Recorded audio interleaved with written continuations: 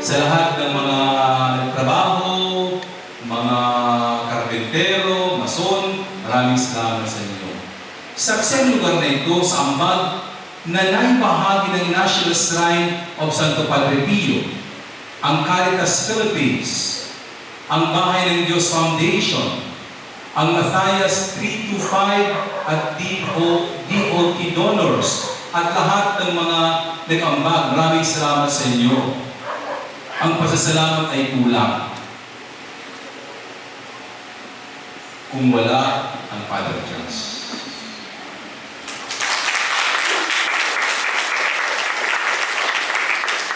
Ang direktor ng ating social services na nag-isip, nagpursige, na matapos ang hangaring ito na magkaroon ng Resiliency Center. Thank you very much, Father Jas. Palagpakan natin si Father Jas. Maraming salamat sa inyong lahat na narito ngayon na naging saksi sa pananalita ng gusaling ito. Maraming salamat at walang iwanan. Pagpalain kayo ng Diyos.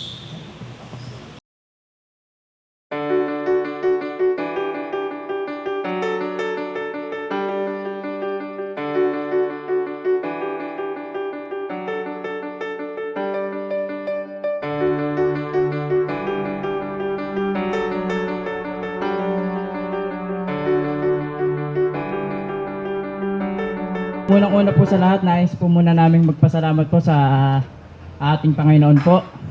And then nais po namin magpasalamat po sa ating pong Archbishop Gilbert Garcera and Father Jason po para sa napakagandang oportunidad po na gawin po ang ating napakagandang project. Ipinapasalamat na po ang pangarap po nila pong ito na natapos po. Bilang pong isa pong arkitekto po, karangalan ko po ang gumawa ng simbahan, lalong-lalo po ang proyektong ganito po at may konsepto po. Ang araw na ito ay mahalagang araw para sa Archdiocese. Ngayon po ay binasbasan ang ating kapilya na bahagi ng ating Disaster Resilience Center. Ang ating pong Resilience Center ay may 3 components. Ibig sabihin, ang components na ito, paghahanda natin para sa pagtulong natin sa mga mahihirap, lalo na sa panahon ng sakuna. Nandito po ang ating warehouse. Ito po.